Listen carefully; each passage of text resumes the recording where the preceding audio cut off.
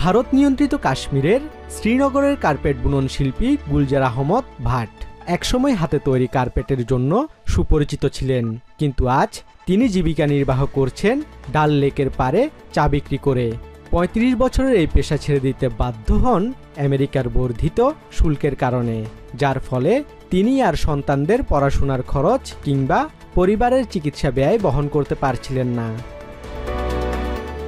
গত অগাস্টে president Donald Trump ভারতীয় পণ্যের ওপর শুল্ক দ্বিগুণ করে ৫০% উন্নীত করলে হাজারো ভারতীয় কারিগর ও বুনন শিল্পী মারাত্মক ক্ষতির মুখে পড়েন। ৪৯ বছর বয়সী ভাট তার তৈরি সর্বশেষ কার্পেটটির জন্য একজন বুনন শিল্পীকে ভাড়া করেছেন। তারপর ইতি টানবেন এই হস্তশিল্পের। তিনি জানান, ইতিমধ্যেই তিনি চা বিক্রি শুরু করেছেন, যা কার্পেট বুননের তুলনায় বেশি আয় দিচ্ছে। এখানে চা বিক্রি শুরু করেছিলাম মাত্র 2 দিন হলো এবং ইতিমধ্যেই পার্থক্য লক্ষ্য করেছি। ফলাফল হলো তা কার্পেট বুননের তুলনায় অনেক ভালো। আশা করছি এই ব্যবসার মাধ্যমে আমি একটা ভালো জীবিকা নির্বাহ করতে পারবো। শিল্প সংশ্লিষ্টদের হিসাব অনুযায়ী ভারতীয়দের হাতে বোনা কার্পেটের প্রায় 60% কিনে নেয় আমেরিকা। কাশ্মীরের হিমালয় ঘেরা এই অঞ্চলটি পারস্য ধারার গাঁথুনি ও গিট তোলা কার্পেটের জন্য বিশ্বজুড়ে বিখ্যাত। জম্মু ও কাশ্মীর ইন্ডাস্ট্রি চেম্বারের তথ্য মতে এই অঞ্চলে প্রায় 400,000 মানুষ কারুশিল্পের সঙ্গে যুক্ত। ভারতের বাণিজ্য মন্ত্রণালয়ের তথ্য বলছে, চলতি বছরের সেপ্টেম্বর মাসে আগের বছরের তুলনায় কার্পেট ও হস্তশিল্প রপ্তানি কমেছে 16% বেশি। এতে ক্ষতিগ্রস্ত হচ্ছেন ছোট উদ্যোক্তারা, হ্রাস পাচ্ছে কর্মসংস্থান, স্থগিত হচ্ছে নতুন প্রকল্প। M&K এক্সপোর্টসের মুস্তফা কাদরি বলেন, নতুন শুল্ক নীতির পর আমেরিকার অনেক অর্ডার বন্ধ হয়ে গেছে।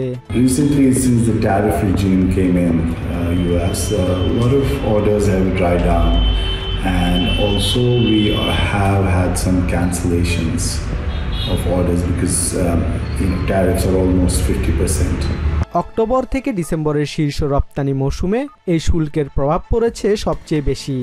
অর্ডার আটকে আছে, গুদামে জমে আছে বিক্রয়হীন কার্পেট। হুমকির মুখে পড়েছে পুরো ব্যবসায়িক চক্র। তৃতীয় প্রজন্মের কার্পেট নির্মাতা মোহাম্মদ ইউকুব বাফান্দা বলেন, যদি এই শুল্ক বৃদ্ধির ধারা চলতে থাকে তাহলে হয়তো এই শিল্পটাই একদিন শেষ হয়ে যাবে।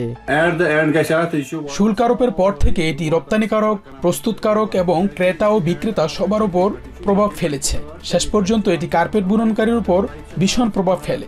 এই শিল্পের জীবন কার্পেট বুননকারীদের উপর নির্ভরশীল। যদি শুল্কের ধারাবাহিক বৃদ্ধি ঘটে এই শিল্প বন্ধ হয়ে যেতে পারে। বর্তমানে আমার কাছে 40 থেকে 50টি কার্পেট স্টকে আছে, কিন্তু কোনো ক্রেতা নেই।